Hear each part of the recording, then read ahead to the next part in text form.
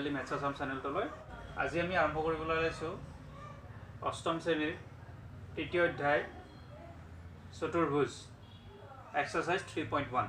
তো প্ৰথম প্ৰশ্নটো আছে নিম্নলিখিত বহুভুজবোৰ আঁকা। প্ৰথম উত্তল হৰভুজ, দ্বিতীয়টো অৱতল সপ্তভুজ, তৃতীয়টো অৱতল পঞ্চভুজ। তো উত্তল হৰভুজটো আমি আঁকিবলৈ গৈ আছোঁ। ভুজ মানে কি, তাৰ 6টা শীৰ্ষবিন্দু থাকিব। তো আমি 6টা শীৰ্ষবিন্দু প্ৰথমতে দি ল'লোঁ, 1 2 3 4 5 6টা আমি বিন্দু দি লোৱাৰ পিছত আমি স্কেলেৰে সংযোগ কৰিম।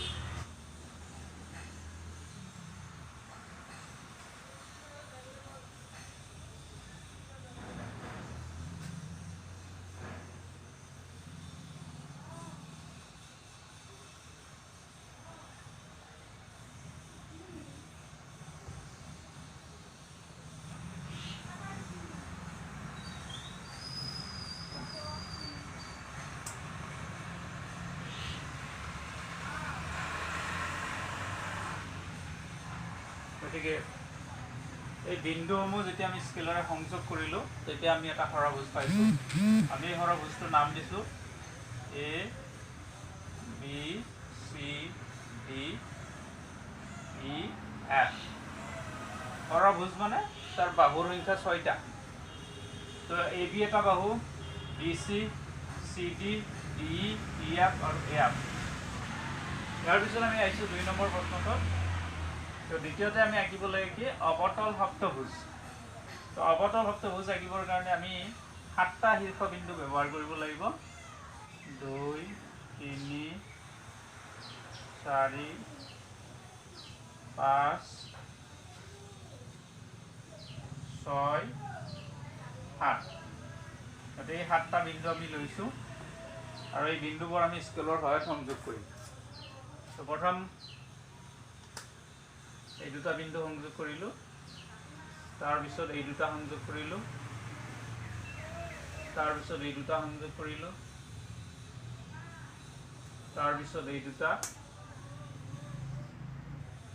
তাৰপিছত এই ইহঁত দুটা সংযোগ কৰিলোঁ,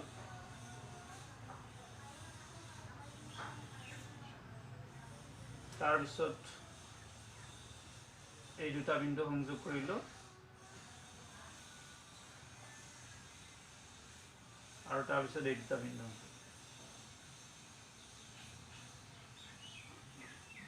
গতিকে এইটো হ'ল আমি আঁকিবলগীয়া সপ্তভুজটো।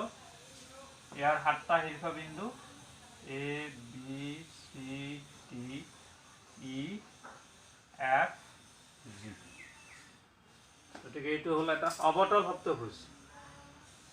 অৱতল পঞ্চভুজটো আঁকিবৰ কাৰণে আমি 5টা বিন্দু ল'ম। 1 2 3 4 5। এতিয়া আমি বিন্দুবোৰ সংযোগ কৰোঁ। এই দুটা বিন্দু সংযোগ কৰিলোঁ, তাৰপিছত এই দুটা সংযোগ কৰিলোঁ, তাৰপিছত আমি এই দুটা সংযোগ কৰিলোঁ,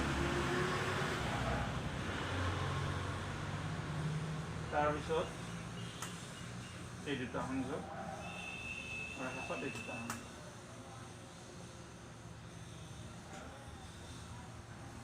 তো এইটো হ'ল আমাৰ অৱতল পঞ্চভুজ। ইয়াত যদি আমি বাহুৰ সংখ্যা চাওঁ, এইটা আছে 5টা আছে, 1 2 3 4 5। A B C D E। তো 2 নম্বৰ প্ৰশ্নটো আহিছোঁ। প্ৰশ্নটো আছে যে নিম্নলিখিত উত্তল বহুভুজবোৰ আঁকা, প্ৰত্যেকৰ কৰ্ণ চিহ্নিত কৰি মুঠ কৰ্ণৰ সংখ্যা লিখা। তো প্ৰথম আমি সুষম হৰভুজ আঁকিব লাগে। সুষম হৰভুজ আঁকিবৰ কাৰণে আমি, সুষম হৰভুজ মানে কি, এই বহুভুজটোৰ বাহুৰ সংখ্যা 6টা হ'ব আৰু প্ৰতিটো বাহু সমান দৈৰ্ঘ্যৰ হ'ব লাগিব, প্ৰতিটো কোণ সমান জোখৰ হ'ব লাগিব।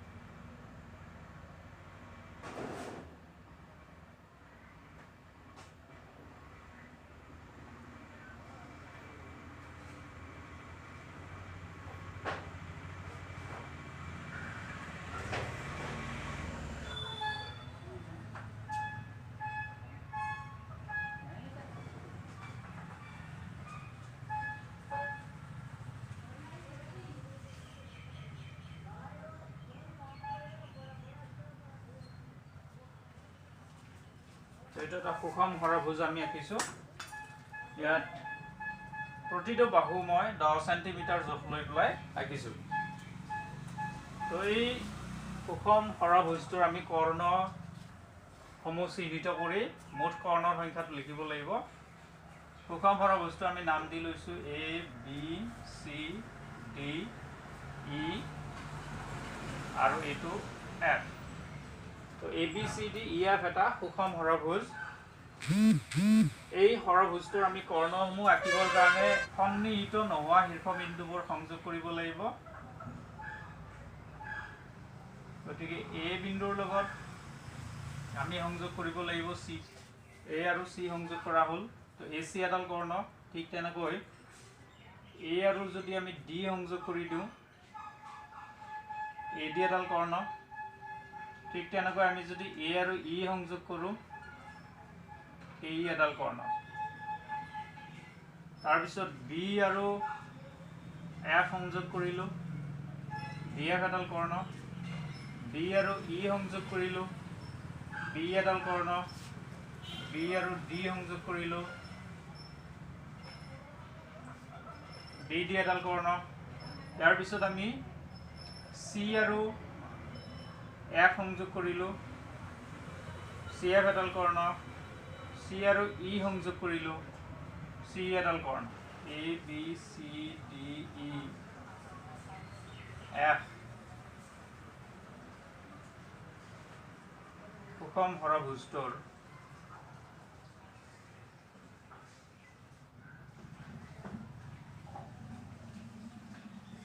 কৰ্ণবোৰ হ'ল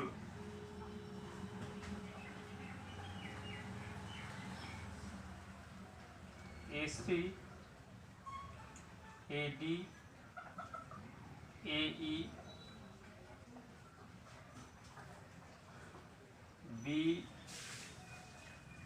BD BE BF CE CF। পালোঁ আমি কিমান 9। 1 2 3 4 5 6 7 8 9।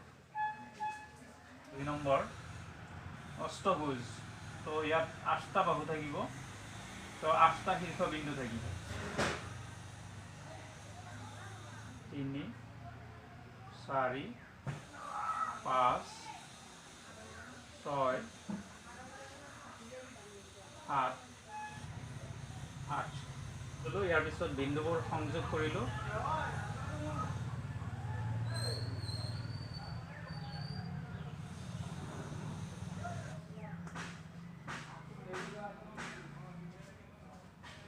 তো 8টা আমি শীৰ্ষবিন্দু দি ল'লোঁ। ইয়াৰ পিছত আমি নম্বৰ দি ল'লোঁ A B C D E F G H। তো এইটো হ'ল এটা অষ্টভুজ।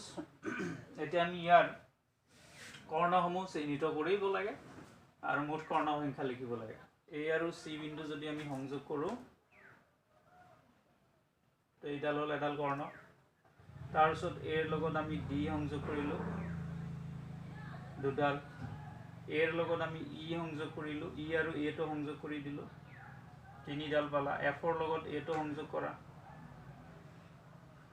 4ডাল। G ৰ লগত A টো সংযোগ কৰা 5ডাল। তো এই বিন্দুৰ পৰা আমি 5ডাল কৰ্ণ আঁকিব পাৰিছোঁ। ঠিক তেনেকৈ B ৰ পৰা আমি কৰ্ণসমূহ যদি আঁকো তেতিয়া আমি কি পাম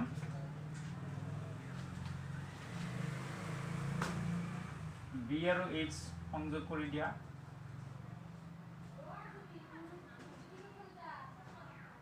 এডাল। B আৰু G সংযোগ কৰা 2। B আৰু F সংযোগ কৰা 3। B আৰু E সংযোগ কৰা 4। B আৰু D সংযোগ কৰিলে হ'ল 5।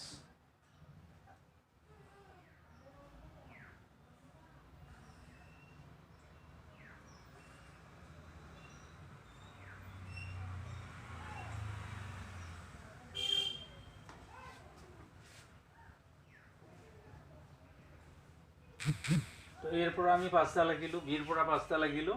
এবাৰ আহিছোঁ আমি C বিন্দুত। চিৰ পৰা আমি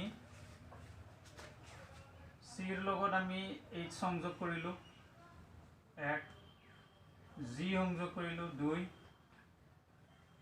এফ সংযোগ কৰিলোঁ 3 আৰু আমি ই সংযোগ কৰিলোঁ 4। গতিকে এৰ পৰা পালা 5ডাল, বিৰ পৰা 5ডাল, চিৰ পৰা পালা 4ডাল। ইয়াৰ পিছত আমি ডিৰ পৰা সংযোগ কৰিম, ডি আৰু এইচ সংযোগ কৰিলা, ডি আৰু এইচ সংযোগ কৰিলে আমি পাম এডাল, ডি আৰু জি সংযোগ কৰিলোঁ 2ডাল, ডি আৰু এফ সংযোগ কৰিলোঁ 3ডাল, ই আৰু চি সংযোগ হৈয়ে আছে, ই বি সংযোগ হৈ আছে, ই এ সংযোগ হৈ আছে। তো সংযোগ কৰিব বাকী থাকিল ই আৰু এইচ সংযোগ কৰি দিয়া, ই আৰু জি সংযোগ কৰি দিয়া। তো ইৰ পৰা আমি পালোঁ 2ডাল।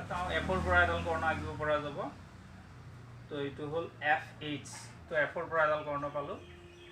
তো ইয়াত মুঠ কৰ্ণৰ সংখ্যা হ'ল 20। তো অষ্টভুজটোৰ মুঠ কৰ্ণৰ সংখ্যা 20।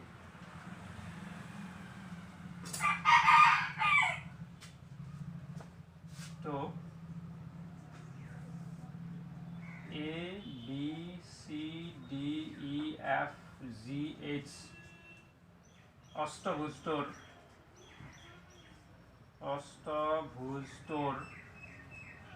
কৰ্ণবোৰ হ'ল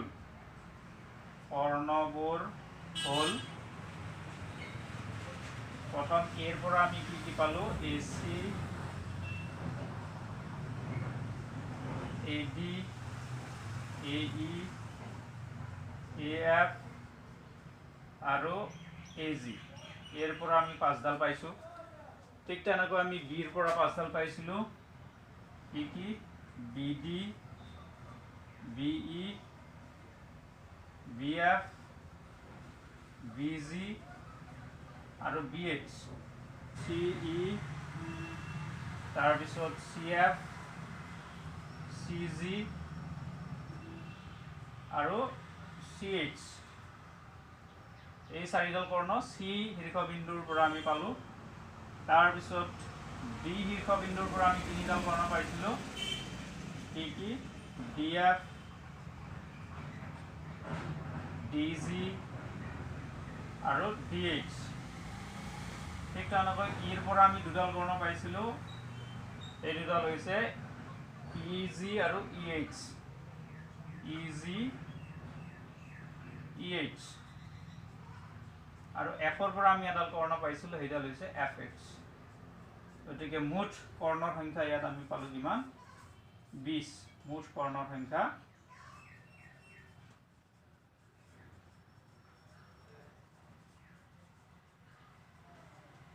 20। ইয়াৰ মই দুটা কৰি দিলোঁ তোমালোকক, 1 আৰু 2টো কৰি দিলোঁ, 1 আৰু 2 হৈ গ'ল। 3 আৰু 4 তোমালোকে ঘৰত চেষ্টা কৰি চাবা, 3 আৰু 4 হোমৱৰ্ক থাকিল, একে নিয়মত কৰিবা। এইটো আঁকিবৰ কাৰণে আমি 9টা শীৰ্ষবিন্দু ল'ম আৰু বিন্দুবোৰ সংযোগ কৰিম। এইটো আঁকিবৰ কাৰণে 10টা শীৰ্ষবিন্দু ল'ম আৰু বিন্দুবোৰ সংযোগ কৰিম। এতিয়া আমি আহিছোঁ 3 নম্বৰ প্ৰশ্নটোত। প্ৰশ্নটো আছে যে নিম্নলিখিত সুষম বহুভুজবোৰ আঁকিব লাগে, লগতে সিহঁতৰ প্ৰত্যেকটোৰে কোণৰ সমষ্টি আৰু প্ৰতিটো কোণৰ মান আমি উলিয়াব লাগে। 1 নম্বৰ প্ৰশ্নটোৰ সুষম ষড়ভুজৰ কোণৰ সমষ্টি, সুষম ষড়ভুজৰ কোণৰ সমষ্টি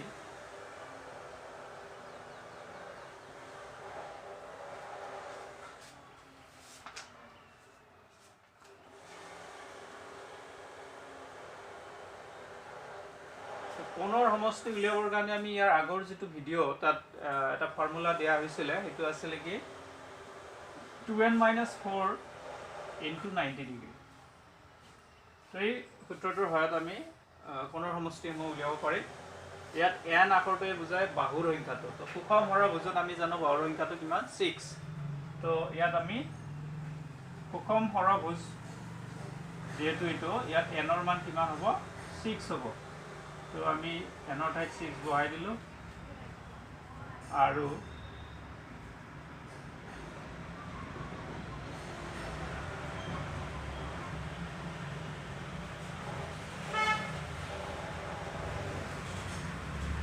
দুইশ গুণ 12 12 পৰা 4 বিয়োগ কৰিলে 8 হ'ব 8 পূৰণ 90 কিমান হ'ব 8 9 গুণ 72 720 ডিগ্ৰী তাৰ মানে সুষম হৰভুজটোৰ কোণৰ সমষ্টি কিমান হ'ব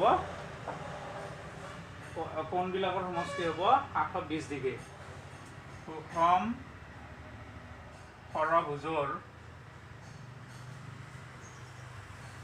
প্ৰতিটো কোণৰ মাপ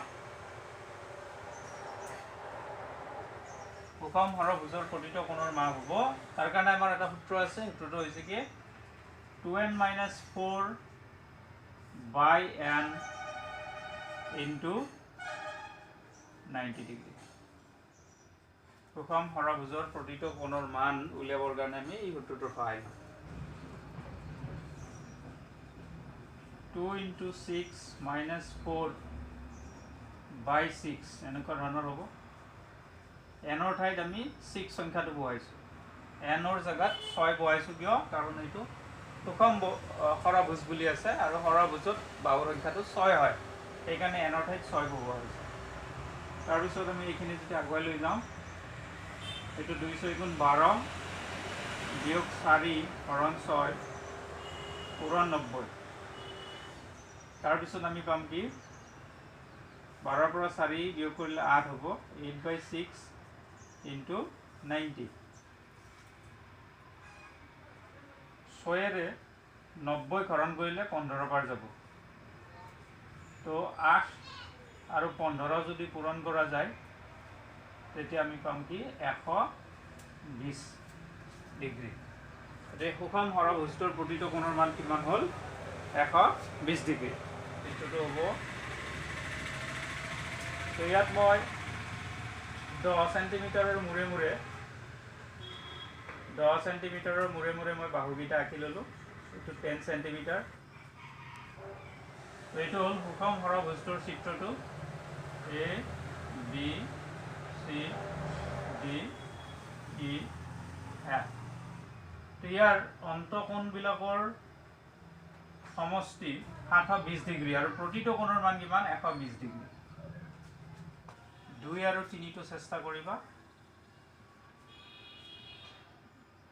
অতি সহজ এই দুটা তোমালোকৰ হোমৱৰ্ক থাকে চিত্ৰ আঁকিবা আৰু ফৰ্মুলাত তোমালোকে মানবোৰ বহাই দিলে কোণৰ সমষ্টিৰ কাৰণে এইটো ফৰ্মুলা ব্যৱহাৰ কৰিবা আৰু কোণৰ মাপ প্ৰতিটো কোণৰ মাপৰ কাৰণে এইটো সূত্ৰ ব্যৱহাৰ কৰিবা এটা ধৰা সুষম নৱভুজৰ ইয়াত এনৰ ঠাইত কি বহিব নৱভুজ মানে 9টা বাহু আছে তাৰ মানে এনৰ জায়গাত 9 বহাবা তো ইয়াতো ঠিক তেনেকৈ এনৰ জায়গাত 9 বহিব আৰু 3 নম্বৰ প্ৰশ্নটো যেতিয়া কৰিবা ইয়াত তোমালোকে এনৰ ঠাইত কি বহাবা যেহেতু 12টা বাহু থকা বুলি কৈছে এনৰ ঠাইত 12 সংখ্যাটো বহাব লাগিব গতিকে এইটো সূত্ৰত 12 বহাব লাগিব ইয়াতো এনৰ ঠাইত 12 বহাব লাগিব 4 নম্বৰ প্ৰশ্নটোত আহিছোঁ ইয়াতে দুটা চিত্ৰ আছে এইটো এটা আৰু এইটো এটা এই চিত্ৰ দুটাৰ পৰা আমি ইয়াত এৰ মানটো নিৰ্ণয় কৰিব লাগিব ইয়াৰ পৰা এ আৰু বিৰ মান নিৰ্ণয় কৰিব লাগিব এতিয়া এইটো প্ৰশ্নত আমি প্ৰথম প্ৰশ্নটোত আহিছোঁ ইয়াত এইটো হৈছে কি এটা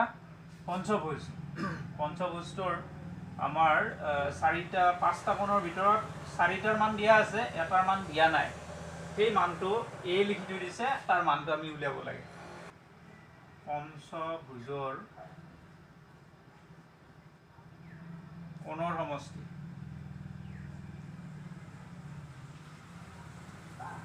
ফৰ্মুলাটো হ'ল 2n - 4 into 90 ডিগ্ৰী ঠিক আছে এইফালে কোণকেইটা যিকেইটা আছে এইকেইটা যোগ কৰি দিয়া a + 115 যোগ 120 যোগ 105 যোগ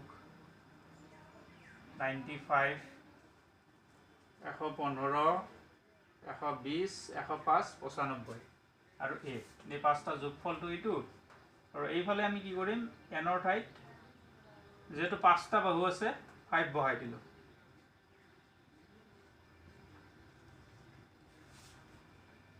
এইফালে হ'ব কিমান 115, 120, 105 আৰু 95 এইকেইটা আমি যদি যোগ কৰোঁ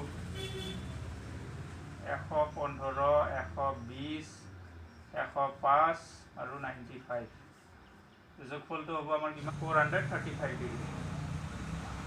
এইফালে আমি পাম 2 × 5 = 10, 10ৰ পৰা 4 বিয়োগ কৰিলে 6, 6ৰ লগত 90 পূৰণ কৰিলে 540 ডিগ্ৰী।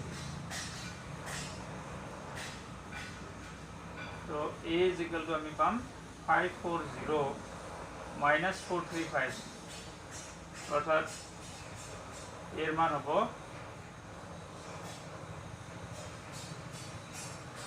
এইটো আমি 105 ডিগ্ৰি মান। 2 নম্বৰটোত এইটো এটা পঞ্চভুজ হয়, কিন্তু ইয়াত এই যে বাহুবিলাকত দুডাল দুডাল আঁচ দেখিছা, তাৰ মানে কি এই দুটা দুটা চবতে মাৰ্ক আছে, তাৰ মানে এই 5টা বাহু সমান, সেইকাৰণে এই চিনটো দিয়া হৈছে। এই চিনটোৱে কি বুজাই আছে যে 5টা বাহু সমান, তাৰ মানে এইটো এটা সুষম পঞ্চভুজ, এইটো এটা সুষম পঞ্চভুজ হয়। গতিকে সুষম পঞ্চভুজৰ প্ৰতিটো কোণৰ মান আমি জানো। সুষম পঞ্চভুজৰ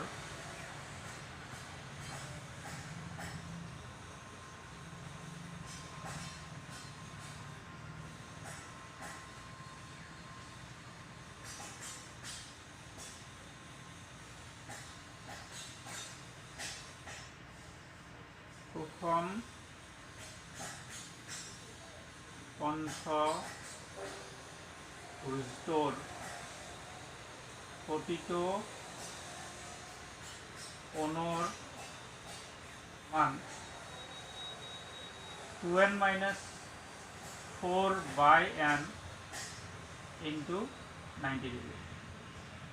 তো ইয়াত আমি মানবোৰ বহুৱাই যাওঁ, n ৰ ঠাইত 5,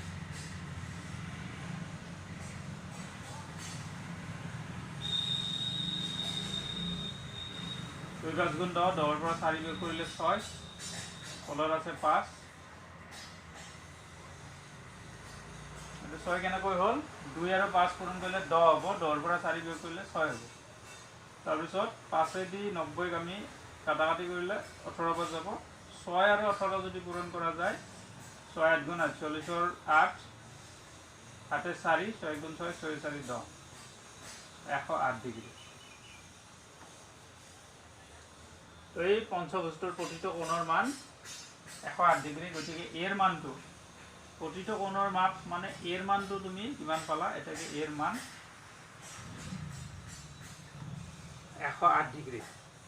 এতিয়া বি কোণটো এটা হৈছে বহিঃকোণ, আৰু এই ভিতৰৰ প্ৰতিটো কোণৰ মান আমি গম পালোঁ 108, গতিকে এইটোও 108 হয়, এইটো 108 মানে কি, ইয়াৰ প্ৰত্যেকটো কোণে সমান হয়। সুষম বহুভুজৰ প্ৰতিটো বাহু সমান, প্ৰতিটো বাহুৰ দিশ সমান আৰু প্ৰতিটো কোণৰ যোগ সমান।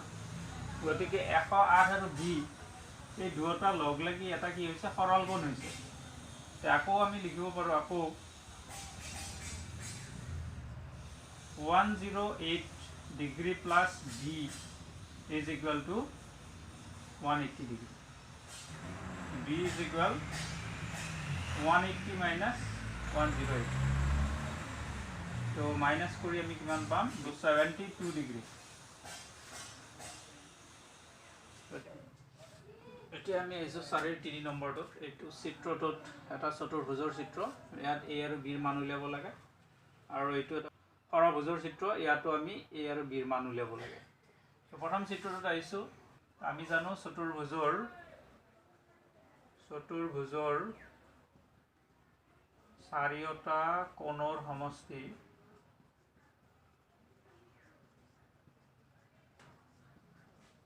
360 ডিগ্ৰী।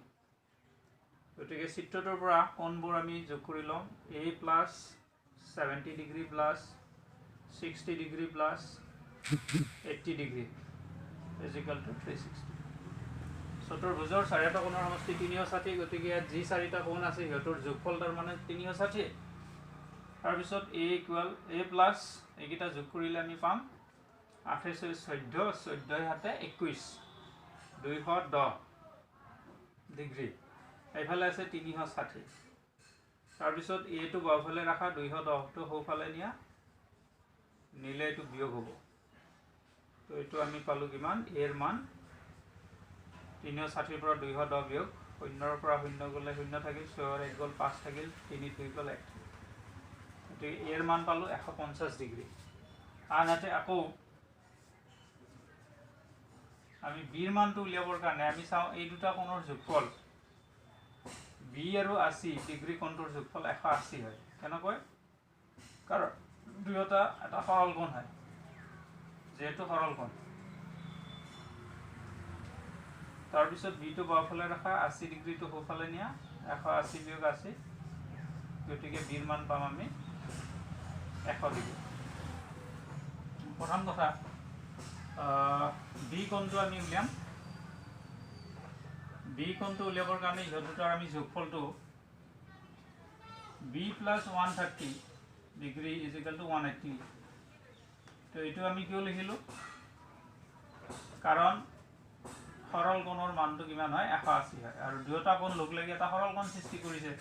বি কোণটো আৰু 130 ডিগ্ৰী কোণটো লগ লাগি এটা সৰল কোণ হৈছে, সেইকাৰণে দুয়োটা যোগফল 180।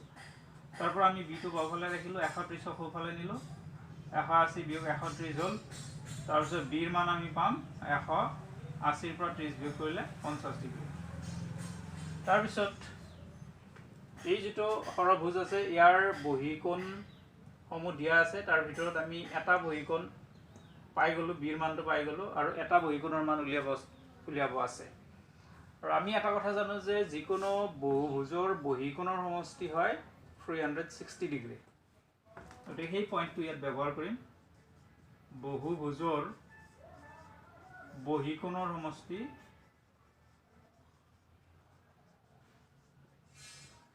360 ডিগ্ৰী, আৰু সেই পইণ্ট মতে আমি কোন বহীকোণকেইটা যোগ কৰিম।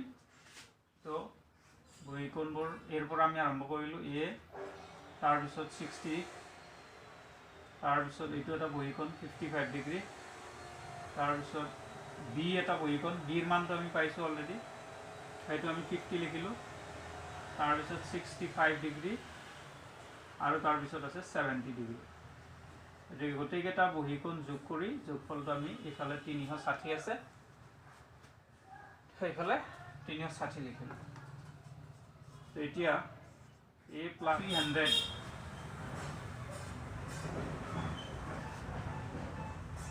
গতিকে এইটো হ'ল আমাৰ A plus 300 degree equal 360 degree. তাৰ পৰা এৰ মান আমি পাম 360 বিয়োগ 300 কৰি দিয়া দিলে এৰ মানটো পাই গ'লোঁ আমি 60 ডিগ্ৰী।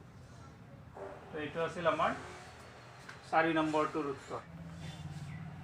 5 নম্বৰ প্ৰশ্নটো আছে, এই চিত্ৰটোৰ পৰা আমি এ আৰু বিৰ মান উলিয়াব লাগে। এইটো হৈছে এটা পঞ্চভুজ, 1 2 3 4 5, 5টা বাহু আছে, মানে এইটো এটা পঞ্চভুজ। এই পঞ্চভুজটোৰ আমি বি কোণটো আৰু এই কোণটোৰ মান উলিয়াব লাগে। এটো হৈছে এটা বহীকোণ, বিটো হৈছে এটা অন্তঃকোণ, মানে এইটো বাহিৰৰ ফালে থকা কোণ, বিটো ভিতৰৰ ফালে থকা কোণ, সেইকাৰণে ইয়াক অন্তঃকোণ বুলি কৈছোঁ, ইয়াক বহীকোণ বুলি কৈছোঁ।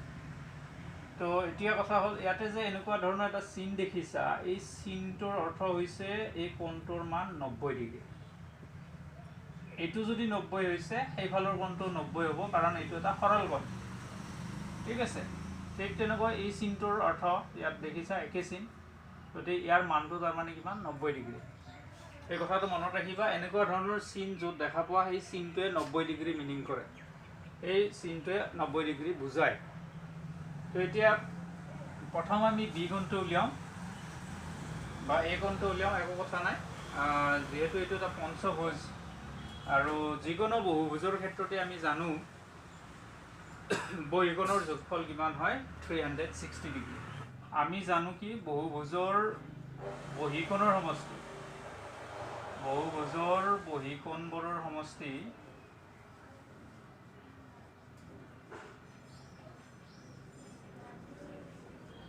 360 ডিগ্ৰী হয়। গতিকে ইয়াত বহীকোণবোৰ আমি যদি চাওঁ, প্ৰথম বহীকোণটো আছে এ, তাৰপিছত 80 ডিগ্ৰী, তাৰপিছত এইটো 90 ডিগ্ৰী, এইটো 90টো যিহেতু ইফালে 90, গতিকে সেইটো ফালেও 90 হৈছে, কাৰণ সেইটো এটা সৰল কোণ হয়। তাৰপিছত ইয়াত আছে 70 ডিগ্ৰী, ইয়াত আছে 90 ডিগ্ৰী।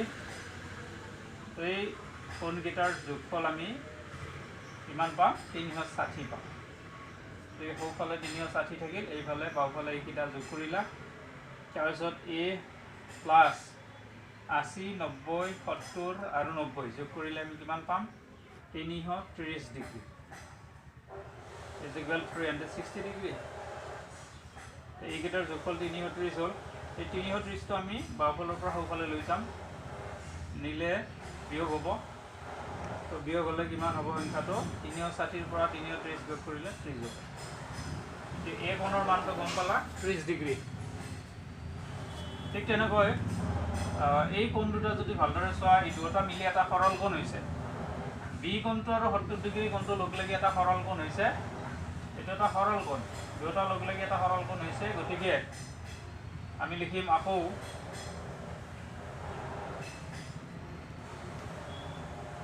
এইটো আমি ইয়াত কৰিছো আকৌ b plus 70 degree is equal to 180 degree কাৰণটো কি সৰল কোণ এইটো তাৰ পৰা b টো বাওঁফালে ৰাখা আৰু 70 ডিগ্ৰীটো সোঁফালে নিয়া 180 ৰ পৰা 70 বিয়োগ কৰিলে আমি কি পাম 110 গতিকে b কোণটোৰ মান হ'ল 110 ডিগ্ৰী আৰু a কোণটোৰ মান হ'ল 30 ডিগ্ৰী